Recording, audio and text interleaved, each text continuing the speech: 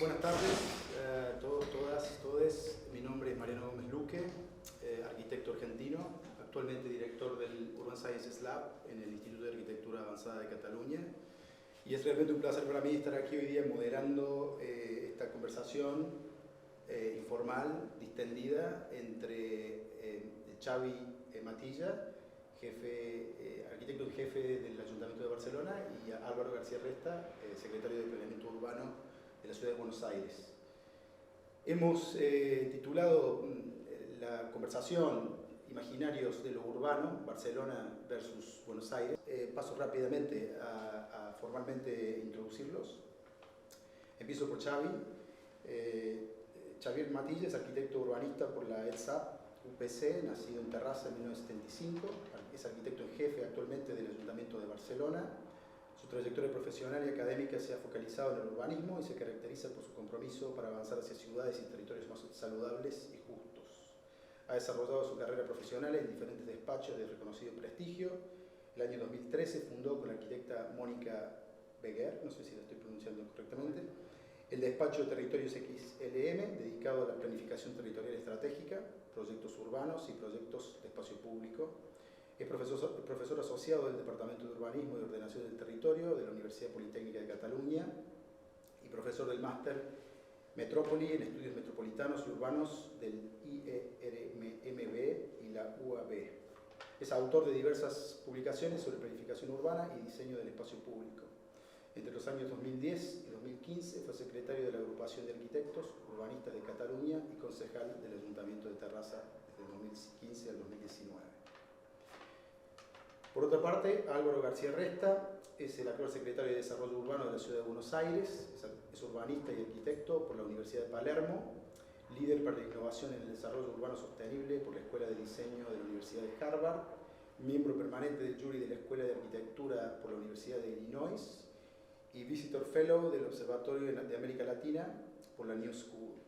Actualmente es el director de posgrado de Diseño Urbano Antropológico en la Facultad de Arquitectura, Diseño y Urbanismo de la Universidad de Buenos Aires, el Programa Ejecutivo Diseño Antropológico Urbano en la Universidad de Palermo, de la Diplomatura de Antropología Urbana en la Facultad de Arquitectura y Diseño de la Universidad Argentina de la Empresa, y profesor adjunto a cargo de Proyecto Urbano en la Cátedra Solzona Ledesma del último nivel de la materia vertical Arquitectura en la UBA en Buenos Aires. Bueno, es un placer para mí estar aquí con ustedes. Ha sido un placer también tener una inmersión rápida en sus trabajos, así que I'm looking forward to this. Una palabra sobre el formato, que es un poco lo que les explicaba. Digamos, un poco la presentación está estructurada digamos, siguiendo esta idea o siguiendo el concepto de versus, no en un sentido oposicional estricto, sino como una mecánica que nos permita de alguna manera establecer o clarificar diferencias, ¿no? O cualificar diferencias entre ambos y también, ¿por qué no?, continuidades, ¿no? Entonces, en ese sentido, tenemos esta dinámica de como una especie de ping-pong entre Barcelona y Buenos Aires. Entonces, la mecánica es simplemente yo voy a arrancar introduciendo la keyword, cada una de las 3 keywords que tengo preparadas, que ahora las voy a explicar en un momento, para que las vayan teniendo en mente.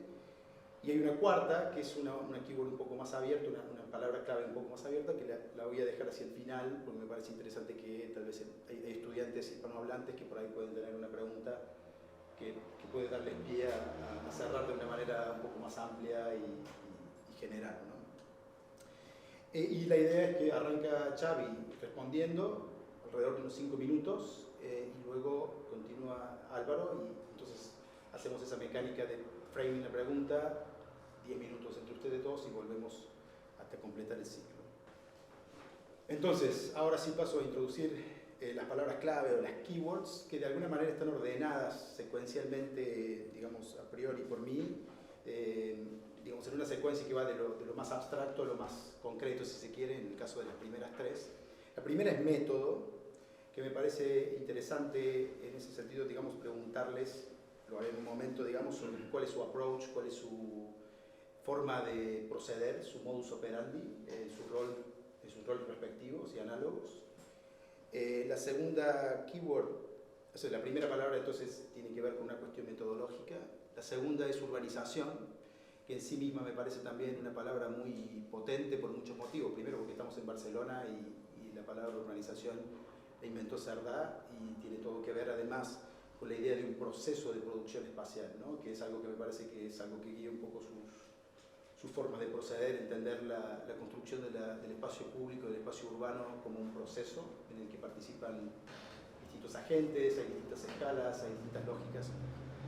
Entonces esta segunda keyword sería una keyword un poco más conceptual, si se quiere.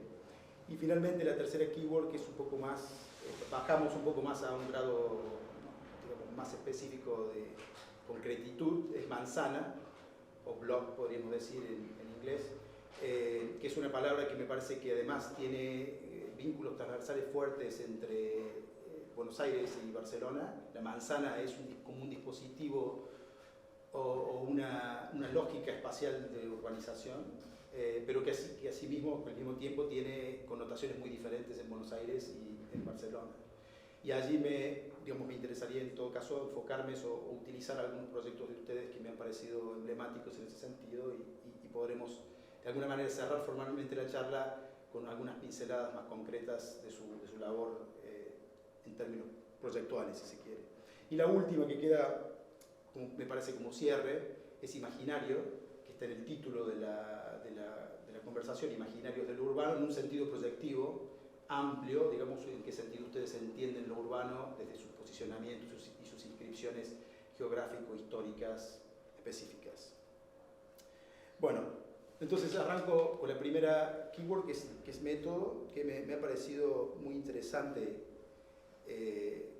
como forma de introducirme en la conversación, o introducirlos en la conversación, en el sentido que he escuchado mucho, por ejemplo, a ambos hablar de su forma de trabajar y describir su forma de trabajar en términos muy precisos, ¿no? Entonces, en el caso de Xavi me interesaba tu lectura de la ciudad en un sentido sistémico, las intervenciones urbanas en un sentido sistémico y en un sentido, digamos, distribuido, entender, digamos, que la actuación y la intervención en el espacio urbano no se circunscribe a objetos autónomos, sino que constituye un sistema, un ecosistema complejo que tiene distintas temporalidades, distintos actores, distintas condiciones espaciales, etcétera, etcétera.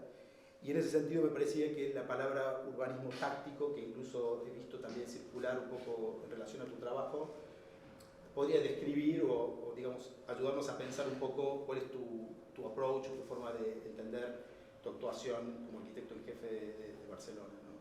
Y en el caso tuyo, Álvaro, también me parecía muy interesante, puse ese diagrama que también te he visto presentarlo varias veces, me parece muy interesante tu forma de hacer el framing de tu trabajo desde un punto de vista, vos le llamás un enfoque antropológico, podríamos contraponer urbanismo táctico a un urbanismo antropológico, y me interesa mucho también que lo puedas describir y te puedas explayar un poco sobre cómo entiendes esa forma de proceder y de entender tus intervenciones en la ciudad de Buenos Aires, ¿no? Así que esa sería un poco la primera pregunta. Cuando quieras, Xavi. Pues no, gracias, Mariano, por la introducción, gracias a Lidia por la invitación.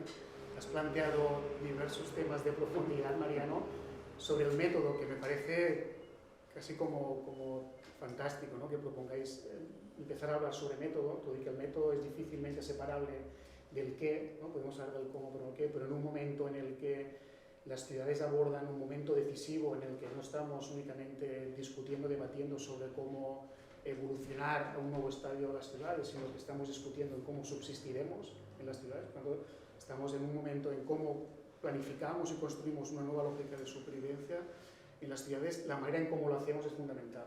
Estamos ante cambios, y entiendo que en Buenos Aires pasa igual, en el que estamos provocando cambios culturales en la ciudad. No únicamente son cambios físicos evolutivos, son cambios culturales, y por tanto las metodologías en todos sus niveles cada vez tienden, y creo que esto es lo correcto, a ser mucho más horizontales de lo que habían sido en algún otro momento, ¿no? Tanto desde un punto de vista institucional, cómo trabaja una propia institución internamente entre sus diferentes servicios, en cómo esta institución a un nivel técnico comparte y trabaja conjuntamente con el nivel técnico que existe en la ciudad, con el ámbito profesional, con el ámbito académico, y también evidentemente horizontal en cómo se pone en común y se trabaja colaborativamente con la ciudadanía, ¿no? Y por tanto yo creo que estamos ante un reto de cómo trabajamos con lógica y cultura horizontal para que los cambios que necesitamos no sean cambios interpretados de una manera impositiva y sean cambios asumidos desde un punto de vista participado y con su dimensión cultural, ¿no? Hablabas de la visión sistémica también, y me parece también fundamental. Creo que es una tradición urbanística en la ciudad de Barcelona. En cada momento en que la ciudad ha tenido que plantearse un nuevo estadio, creo que siempre lo ha hecho con una visión global de lo que significa la ciudad. El ensanche, básicamente, 1850b, nos proponía una nueva escala de ciudad. No era únicamente una extensión, sino una nueva reconceptualización en la dimensión de la ciudad.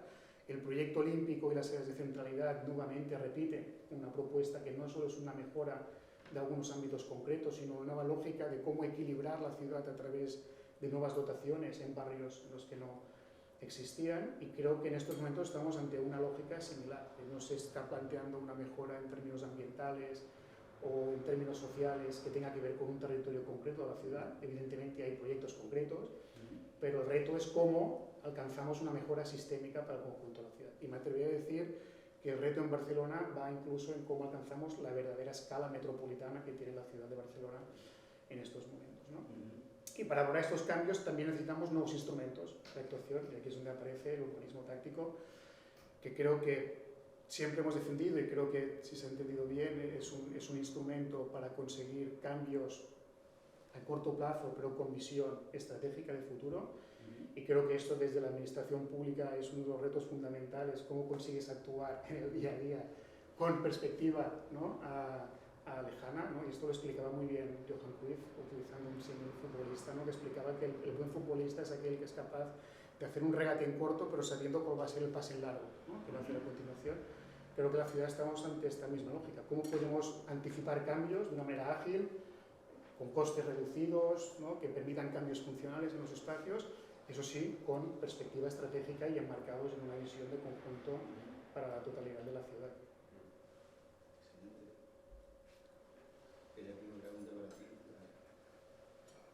Creo que la cuestión metodológica es algo como que viene a echar un poco de luz respecto del cómo se hace, ¿no? Creo que durante muchos años se discutió el qué. Hoy, producto, creo, de una revolución tecnológica que además también atraviesa las ciudades, donde las personas tienen al alcance de la mano la posibilidad de decir qué quieren, qué les gustaría. Veía acá en el edificio al lado un cartel grande diciendo a la gente qué le gustaría que pase. Y en ese sentido es esta cuestión de la mirada antropológica, ¿no? Es decir, nosotros tratamos de conceptualizar en 5 aspectos que nos parecen que barren todas las escalas la forma en que vemos la idea de hacer ciudad, ¿no? La primera son las personas, y siempre decimos que una perspectiva tiene como inicial puntapié un punto de fuga, ¿no? El lugar desde el cual uno construye una perspectiva y uno elige, ¿no?, ese punto, desde, ok, voy a construir esto desde aquí. Esa perspectiva para nosotros es la perspectiva antropológica, porque creemos en que las ciudades son la expresión física de la vida de la gente en un determinado territorio y una determinada época, ¿no? Entonces uno no podría comparar una ciudad de ahora con una de 1800 por lo menos a la hora de decir qué hacer ni cómo hacerlo, ni tampoco dos ciudades en dos extremos del mundo, sin considerar, por supuesto, que, digamos, la gente que vive allí de alguna manera ha llegado a eso, porque la ciudad es un gran consenso, es la que tenemos finalmente, ¿no?, entre todos los extractos que se ha hecho ahí antes, desde la política hasta la ciudadanía. Y decía antes que en esos 5 aspectos, y parándonos sobre el aspecto antropológico, nosotros decimos que hay, digamos, personas, procesos, proyectos, planes y políticas públicas, ¿no? Entonces, el desafío que tenemos todo el tiempo es cómo cada una de las cosas que hacemos, voy a solamente hablar de fútbol para tomar el ejemplo de, pues estamos frente a un mundial, entonces, decir que en esta imagen muy gráfica que decía Xavi, creo que esta idea de pensar al mismo tiempo en políticas públicas, pero también cómo esa política pública impacta en las personas en el día a día, porque a veces uno tiende a hablar de política pública y dice, bueno, finalmente es un intangible, no es como una norma, y ya. Y dentro de muchos años, cuando esa norma, digamos, haga su huella en la ciudad, bueno, entonces va a impactar en la vida de la gente. y creo que hoy no es tan así. Creo que por lo menos nuestra idea es que cada vez que hacemos cualquier proyecto, plan o política pública, estemos conscientes, o innovación en procesos, que muchas veces tiene que ver con esto de deshacer la burocracia también, estemos pensando en cómo impacta eso en la vida de la gente. Y por último, y por ahí honrando también el dibujo que has elegido, nosotros tratamos de hablar de, más allá del proyecto de arquitectura, que es algo que nos convoca, sobre todo en este lugar también, hablar de la arquitectura del proyecto, ¿no? Y es aquello que soporta el proyecto de arquitectura. Y aquello que soporta el proyecto de arquitectura en general es una cuestión económico-financiera o de recursos y una cuestión social y política, ¿no? Y es como, podemos tener un proyecto que nos gusta mucho para hacer, pero al día de hoy creo que si la gente se resiste a que eso suceda, es difícil que el proyecto de arquitectura finalmente pase.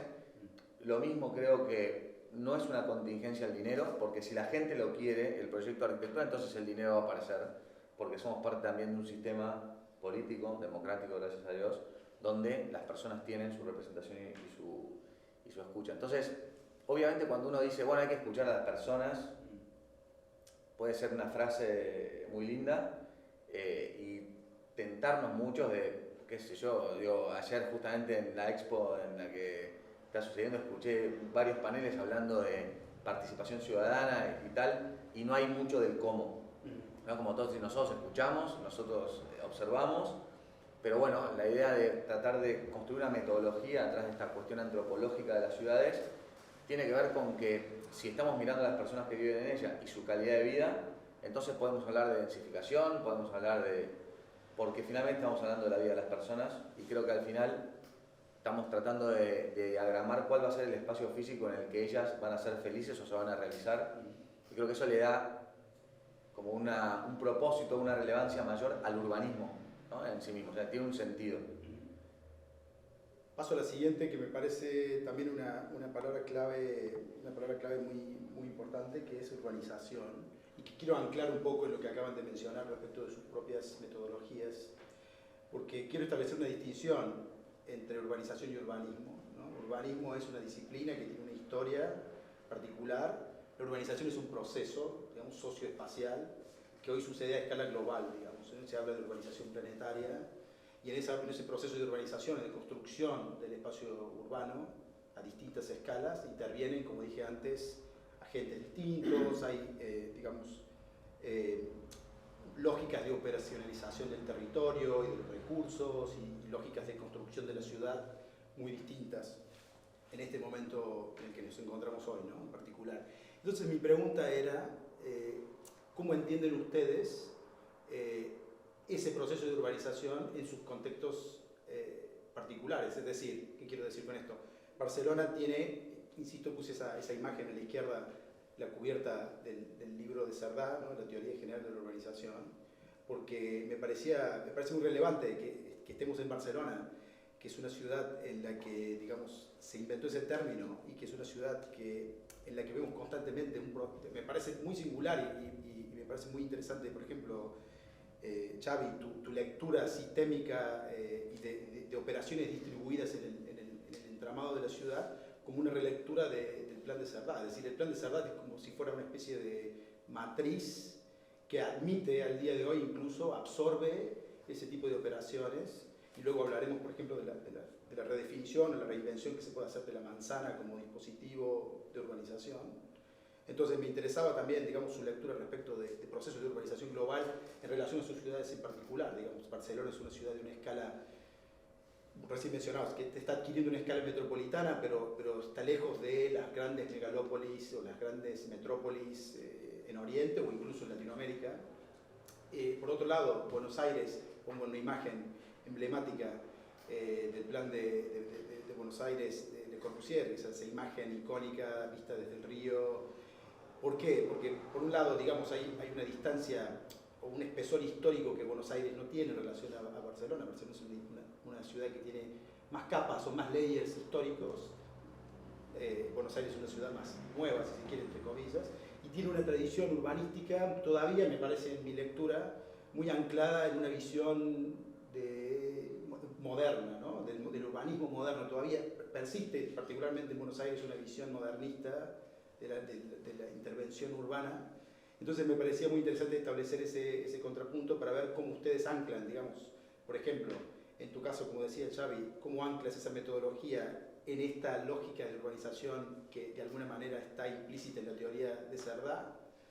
Y en el caso tuyo, Álvaro, también me parece muy interesante pensar, por ejemplo, que los procesos de urbanización contemporánea exceden lo antropológico y, digamos, están tendiendo hacia lo post-antropocéntrico, digamos, no solamente el sujeto humano, sino que además empiezan a aparecer otros ecosistemas más complejos en los que, digamos, el sujeto urbano no es tan homogéneo, digamos, la persona que vos pones en el centro, ¿no?, de tu proceso no parece tan transparente o tan clara, ¿no? Entonces, un poco la pregunta es bastante abierta, es una lectura, digamos, entiendo que es una pregunta compleja, pero digamos, ¿cómo se posicionan ustedes en sus contextos en relación al problema de la urbanización contemporánea? Bueno, pues se me ocurre pensar que alguien debería redactar la teoría general de la deshumanización. Y lo digo provocativamente porque, al menos como la hemos heredado, ¿no?, como hemos concebido en la actualidad, lo que significa urbanizar, seguro que todas tenemos en la imagen urbanizaciones en territorios aislados sin edificaciones, ¿no?, de fracasos inmobiliarios y económicos, ¿no? Entonces, el proceso de urbanización como una banalización, en el fondo, de lo que es la ciudad, ¿no?, desde una aproximación quizá más teórica, pero lo que también significa cómo se ha entendido, ¿no? Respecto a Cerdá, también desurbanización en el sentido de cómo un proceso o una teoría pensada en un momento en que las ciudades se extendían, y desde un punto de vista económico, demográfico, tenía todo el sentido, a un momento actual que ha dejado de tener sentido, ¿no?, que sigamos ocupando más territorio cuando lo que tenemos que conseguir es que las ciudades se relacionen de manera más equilibrada con sus territorios, de los cuales dependen para el intercambio de flujos y recursos, ¿no? Y por tanto la necesidad de reconceptualizar qué quiere decir hoy en día urbanización del espacio público en la ciudad, ¿no? Yo creo que esto forma parte del debate contemporáneo en la gran mayoría de ciudades, en Barcelona también, y cómo la urbanización significa también una nueva manera de entender el propio metabolismo y funcionamiento de la ciudad respecto a cuestiones clave como es la gestión del agua, la temperatura en la ciudad, en definitiva las condiciones ambientales, ¿no? Por tanto, de un proceso original en el que básicamente la aproximación seguramente desde una disciplina más ingenieril en cómo pavimentábamos la ciudad, y Barcelona era conocida como Canfanga, ¿no?, Can Barro, ¿no?, la ciudad del barro, porque se empezó a edificar el ensanche antes que la urbanización y el pavimento, a un momento en el que seguramente tenemos que pavimentar y pensar que el suelo tiene que funcionar como una infraestructura ambiental de manera muy diferente a como lo hace en estos momentos, ¿no? Hablamos habitualmente de algunos principios básicos, entender, y eso también es interesante, que la ciudad y el espacio público, la urbanización, es un espacio tridimensional, a veces lo olvidamos, hay un subsuelo fundamental en las ciudades desde el punto de vista de redes urbanas, por supuesto, pero también de relación con el subsuelo en términos naturales, de filtración, de acumulación de agua incluso, que hay una superficie, es la tenemos más o menos clara, pero que hay un vuelo que también es fundamental desde el punto de vista ambiental, de lo verde, del arbrado, especialmente en Barcelona, que también nos tiene que aportar algunos servicios ecosistémicos absolutamente fundamentales, ¿no? De la urbanización también reclamaría que es imposible disociar aquello que pasa en el espacio público de aquello que pasa en el ámbito privado, es decir, la esfera pública, la esfera privada, y seguramente en un contexto mediterráneo como la ciudad de Barcelona forma parte de lo que se ha conocido, ¿no?, como modelo Barcelona, que tiene que ver cómo lo público y lo privado se convierten en lo colectivo, ¿no? Y por tanto no es un tema jurídico de propiedad, sino de cómo antropológicamente, ¿no?, como comentaba Álvaro, nos apropiamos de la ciudad y realizamos actividades colectivas, ¿no? Por tanto también la urbanización, la cualificación del espacio público en relación a la planta baja. Y acabaría también teniendo en cuenta que la condición de este espacio público y esta urbanización, y lo saltamos ya, el siguiente keyword de Manzana, tiene que ver también en cómo la ciudad se relaciona con su propio territorio, ¿no? Lo comentábamos anteriormente, y cómo desde una lógica fronterizadora de lo que era el fenómeno urbano, pavimentado, compacto, denso, la ciudad histórica o tradicional, separada de la dinámica territorial, a un modelo en el que la ciudad y el territorio se interrelacionan, se funden, podríamos decir, ¿no?, funcionan de una manera equilibrada para poder equilibrarse mutuamente, ¿no?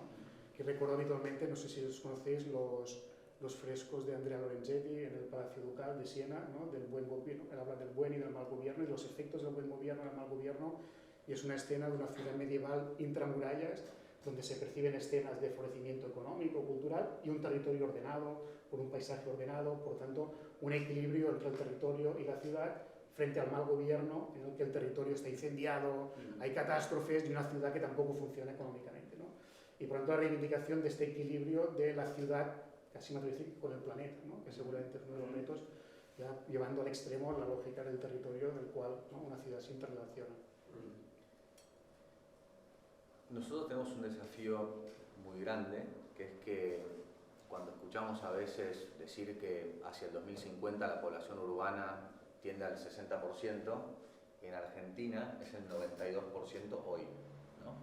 Y esto tiene que ver un poco con lo que decía Xavi, que es que contextualizando una situación social y económica en Latinoamérica en general es el 85% de la gente que vive en ciudades, en Argentina es aún más alta, es que la gente abandonó las áreas rurales para ir en busca de oportunidades a los centros urbanos. Y por eso entonces tendría que decir que el urbanismo corre atrás a la urbanización, ¿no? O sea, el fenómeno de urbanización de los centros urbanos, de densidad, casi en los últimos años, diría de una manera descontrolada, o sea, el exilio descontrolado ha aumentado mucho, motivo por el cual el planeamiento urbano sigue de atrás a esa demanda de ciudad, ¿no? Con alguna buena noticia, aparte de eso, que es que creo que la revolución tecnológica o el abandono de esta mirada moderna o más industrial de las infraestructuras nos permitió recuperar la escala barrial, ¿no? En las ciudades más nuevas, la infraestructura durante mucho tiempo, la infraestructura del transporte, fue símbolo de progreso, sobre todo en Latinoamérica, y te diría que en los últimos 20 años venimos haciendo un trabajo de transformación de infraestructuras de transporte a infraestructura de escala humana, que viene siendo, digamos, parte de como esta mirada de, no sé si es desurbanizar en el sentido de, pero es una desurbanización de esta mirada moderna que tenemos en Buenos Aires de la infraestructura, que la imagen que vos pones es bastante gráfica, ¿no?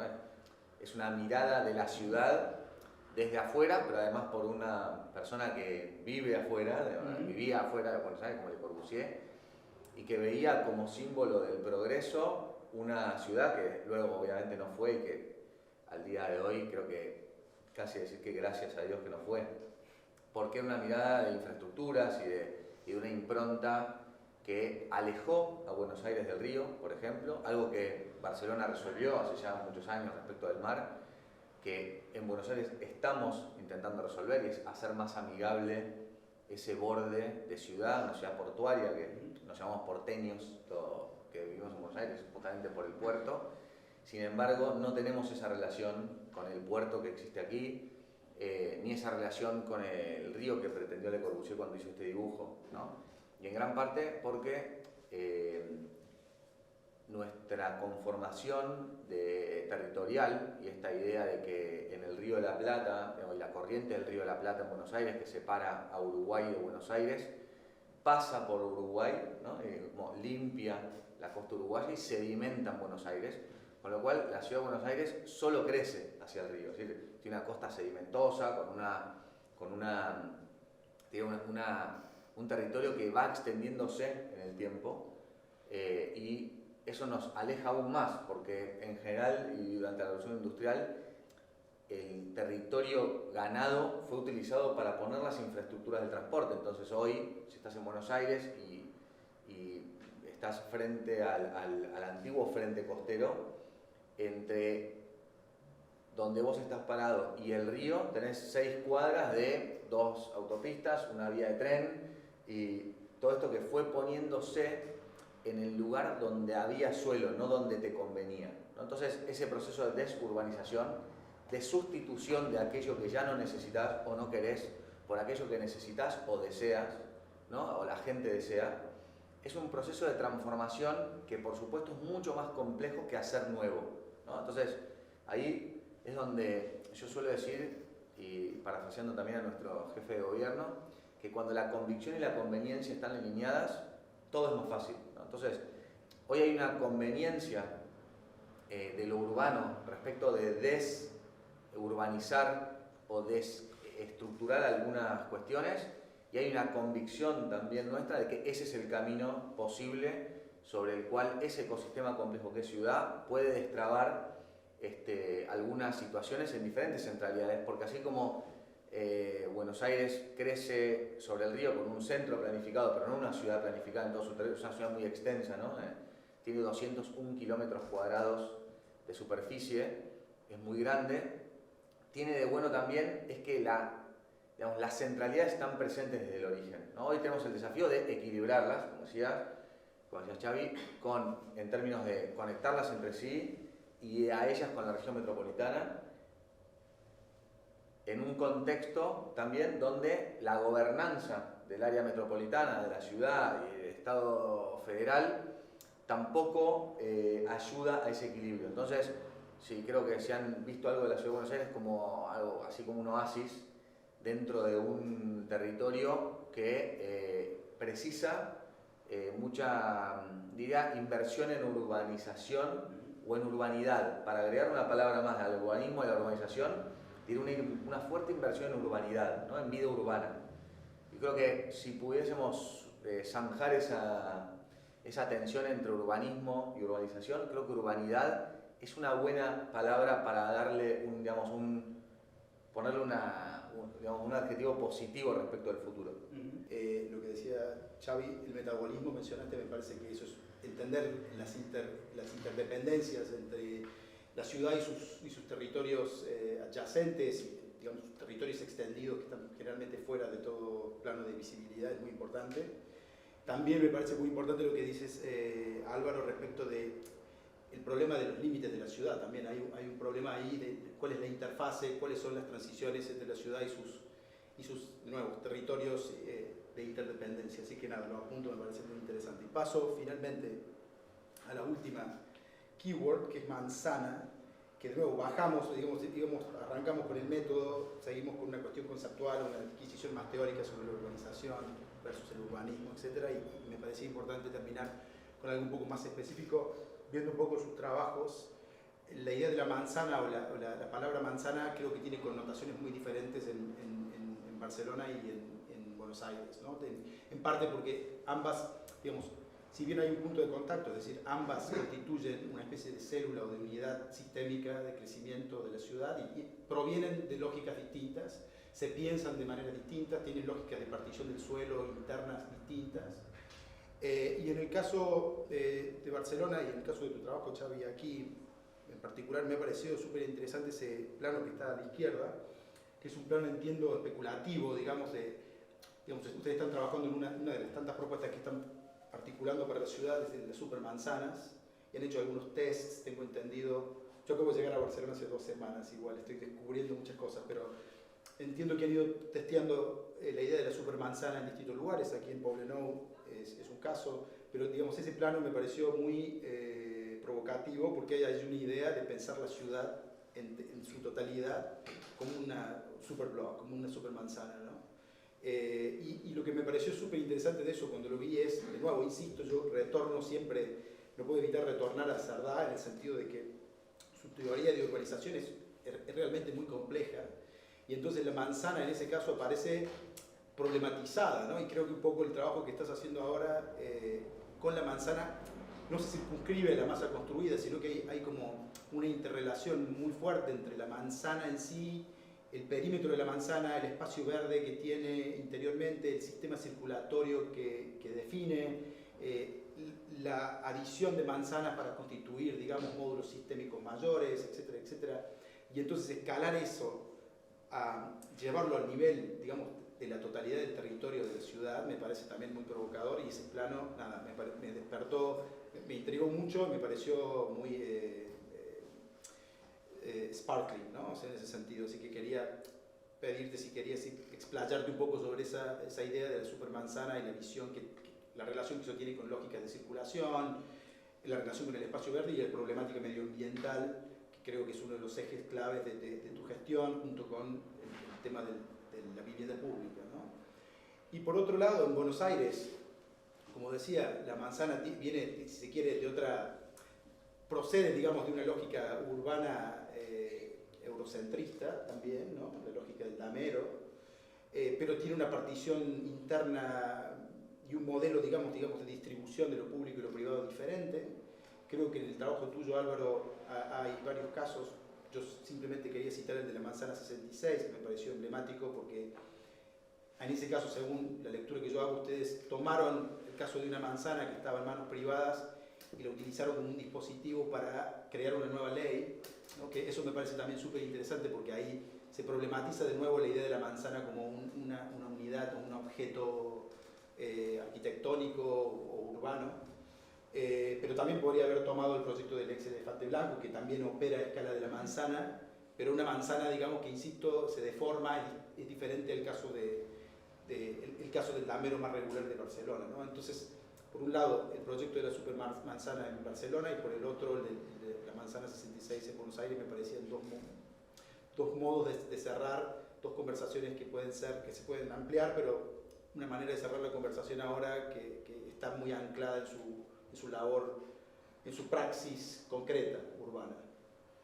Muy bien, yo diría en primer lugar para entender el porqué de las supermanzanas en Barcelona, ¿no? En su origen, la Agencia de Ecología Urbana y ahora con el proyecto actual, tienen que ver con entender cómo es la ciudad desde su estructura y espacio público. Yo acostumbro a afirmar que Barcelona es una ciudad de calles. En Barcelona no tenemos grandes parques, tenemos el más grande que es el parque urbano, que es la Ciudadela, con 30 hectáreas, que es un parque de un tamaño ciertamente pequeño.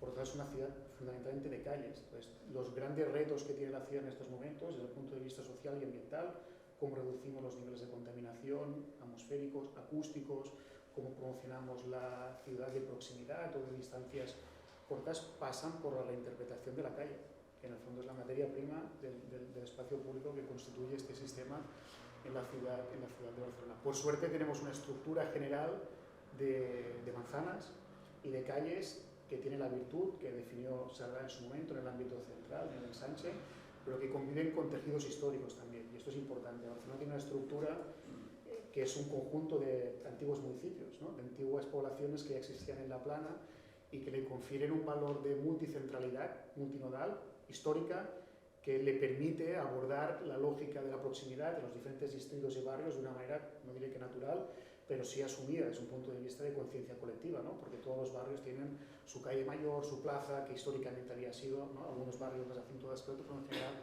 esa estructura. ¿Dónde tenemos el problema fundamental en estos momentos? ¿No? En el modelo de movilidad que ocupa y condiciona este espacio público. En Barcelona, más del 50% de la superficie de esta estructura viaria está ocupada para el uso del vehículo, que es el que además es la principal emisión de contaminación, ¿no? de dióxido de nitrógeno y de partículas en el aire. Por lo tanto, el reto pasa en cómo construimos un nuevo modelo de movilidad que básicamente sea más eficiente, que quiere decir que ocupe menos espacio y que contamine menos.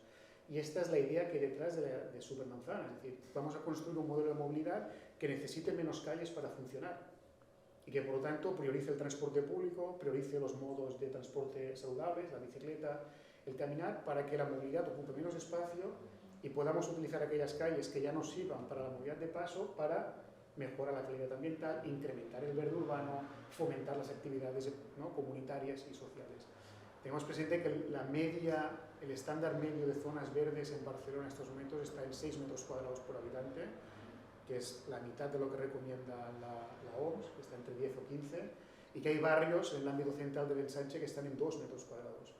Por lo tanto, digamos, si volvemos a los objetivos que situamos en el primer punto, ¿no? Cómo recuperamos la calidad ambiental, cómo naturalizamos la ciudad, en definitiva, necesitamos transformar estas calles, ¿no? Esto también enlaza con el proceso de desurbanización, de reinterpretación del modelo de calle que necesitamos en la ciudad de Barcelona.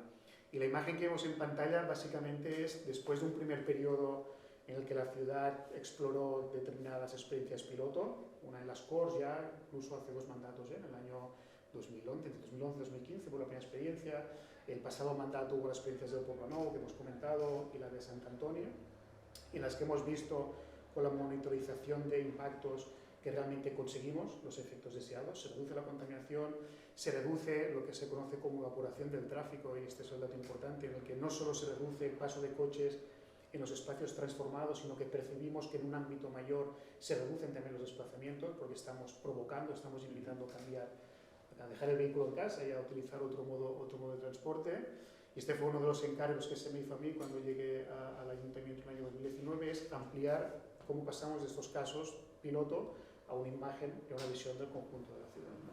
Entonces la imagen lo que traslada es la identificación de aquellas calles que, si avanzamos hacia un nuevo modelo de movilidad, podrán ser liberadas de la movilidad y podrán ser transformadas en lo que denominamos calles verdes, ¿no? Que son las que vemos. La voluntad, y volvemos también al objetivo sistémico, es extender una mejora sustancial al conjunto de ciudad. Cuando hablamos de supermanzana, no hablamos de recintos, no hablamos de ámbitos, de cómo mejorar un ámbito aislado o un ámbito concreto, sino cómo provocar una mejora sistémica que sea una mejora de proximidad local, pero que a la vez permita interconectar los diferentes barrios a través de lo que podríamos decir una nueva infraestructura ambiental y social, ¿no? Esta estructura de ejes verdes básicamente lo que pretende es incorporar estándares, incorporar mejoras, incorporar más espacio social para el conjunto de barrios. Me parece importante también destacar de esta imagen las diferentes escalas de la propuesta. Veis que hay algunos ejes con un mayor grosor en el verde. Si nos fijamos en el central, que es Ciutadella, Paseo San Juan, Pimargall, Guinardó, Tres Turons hacia el norte. Estos son ejes que ya estuvieron definidos en la ciudad por el Plan del Verde y la Biodiversidad en el año 2015, que ahora se ha transformado en un Plan Natura que aprobó la ciudad en el año pasado con visión 2030. Y fijaos que hay una escala territorial en cómo conectamos los grandes espacios territoriales, básicamente en este caso del litoral con Collserola, cómo los conectamos entre sí, pero cómo emerge una nueva escala de dimensión local, que es Superilla, que permite bajar, ¿no? Y transformar de manera capilar este verde de carácter territorial al conjunto de barrios, ¿no? Por lo tanto, también la transescalaridad de la propuesta que permite reconectar la escala local con una escala de mayor dimensión. Bueno, yo voy a llegar al caso puntual de la manzana 66, que es la número 66 del catastro de la ciudad. Ya están numeradas las manzanas y esa es la número 66. Y un poco para complementar lo que dice Xavi, ¿no? Porque creo que si hay algo que nos dejó el plano de Noli, ¿no? Es como que lo público y lo privado está claramente resuelto, ¿no? Lo negro y lo blanco, ¿no? Y yo creo que es muy posible, y soy un admirador de la política de Barcelona, de las supermanzanas, lo hemos implementado en la ciudad de Buenos Aires, de cómo ese blanco del plano de Noli puede ser un mejor blanco, ¿no? Como pues un blanco muy nítido. Yo tengo también como cierta obsesión por transformar lo negro en blanco, ¿no? Como lo privado en público, para dotar justamente a esos metros cuadrados. Tenemos la misma cantidad de metros cuadrados por habitante de espacio verde o público, que en realidad no son lo mismo, pero lo vamos a agrupar en un mismo indicador, de cómo podemos hacer para transformar aquellas oportunidades que están dentro de la trama en algo, en un dispositivo público nítidamente con carácter de plaza o parque, ¿no? Para nosotros sería una plaza esto.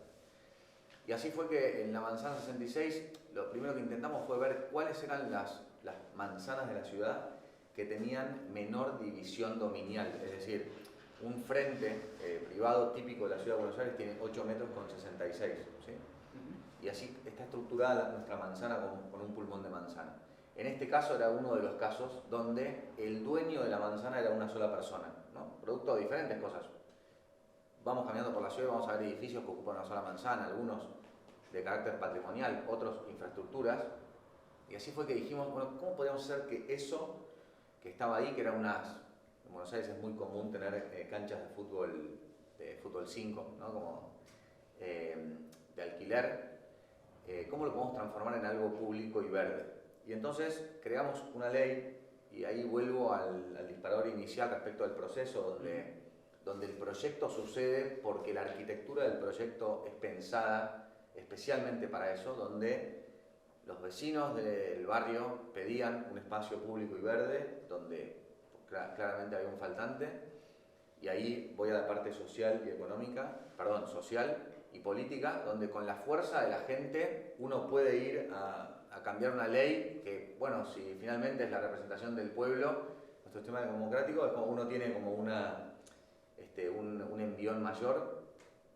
donde la ecuación a resolver era la económica, ¿no? Porque la capacidad constructiva de una manzana entera, en términos de incidencia del valor de suelo, esto daba creo que 30 millones de dólares, ¿no? El valor de una manzana entera con su capacidad constructiva.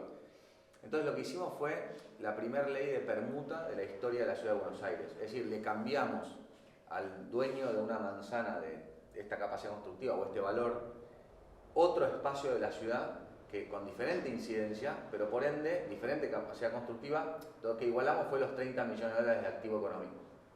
Entonces le dimos una esquina en un barrio que el suelo valía más, pero de esa manera compensamos el valor del activo. Y la ley dijo que esto que era de dominio privado se transforme de dominio público y esto que era de dominio público se transforme de dominio privado. Solo que esto mide en superficie un cuarto de lo que mide este, por la diferencia de valor de suelo. Y acá creo que hay una buena noticia, ¿no? Que es que la redistribución o el equilibrio, ¿no? Que en general lo vemos reflejado en términos sociales, o sea, nosotros deseamos un equilibrio de usos, de la mixtura de usos, un equilibrio en términos de el income bueno, por persona, pero en realidad también es posible gracias a ese desequilibrio que hoy existe en las ciudades. Entonces, si nosotros creamos, en algún momento lo dijiste Xavi, este desafío de crear instrumentos y herramientas para gestionar el urbanismo o la urbanización nuevos, porque aquellos que tenemos no son suficientes para el ritmo que lleva hoy por hoy la gestión de una ciudad, como Barcelona, como Buenos Aires. Entonces creamos esta herramienta de permuta que luego le llamamos convenios urbanísticos, que como dije al principio, que luego intentamos escalar como una política pública y dijimos básicamente, todos aquellos que pretendan tener, digamos, alguna diferencia respecto a la norma, pueden ofrecernos proyectos donde el aire pague el suelo, ¿no? Entonces, una mayor capacidad constructiva en un determinado terreno privado, que por supuesto tenga cierta pertinencia urbanística, ¿no? No cualquier disparate en cualquier lugar, puede financiar la creación de nuevo suelo. Y ahí yo, así como Dédalo e Ícaro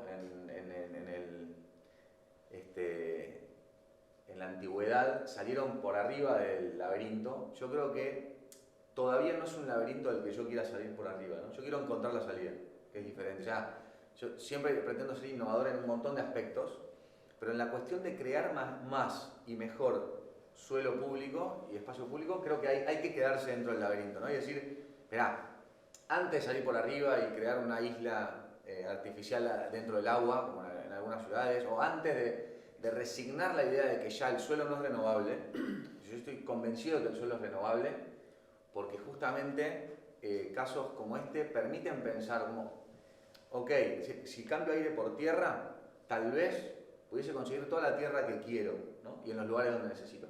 Obviamente, no es lo mismo acordar con una persona que con 600 propietarios de una manzana consolidada, ¿no? Es como, sería un acuerdo mucho más complejo, pero hay oportunidades, y en esas oportunidades creo que está algo que creo que nos encuentra, mucho más de lo que nos distingue, que es que ambos estamos, además, en el escenario de la realidad, ¿no? Donde la gestión de una ciudad tiene todos estos condimentos al mismo tiempo, y encima creo en una carrera contra el tiempo de la urbanización. Entonces creo en la necesidad, y por eso también aprovecho para decir que la academia creo que es un gran generador de valor respecto de la innovación y la capacidad de crear nuevos instrumentos y herramientas, y creo que es muy necesario que además la academia esté alineado con él, y por eso celebro y agradezco este espacio donde encontramos a los funcionarios o urbanistas con los estudiantes que seguramente ahora escucharemos, para que nos ayuden a pensar real, ¿no? Sobre todo de esto último me pareció súper interesante pensar, entender que ambos están pensando, por ejemplo, la manzana como un dispositivo, ¿no? No como un objeto, sino como un dispositivo, un instrumento, una herramienta, una lógica de producción espacial, que en el caso de Barcelona es muy interesante pensar que esa idea de transformar la ciudad entera en un superblock tiene muchos puntos de contacto con esta idea de la matriz de urbanización, la máquina de la urbanización, que de alguna manera hace eficientes los flujos circulatorios, el metabolismo con los territorios externos y demás.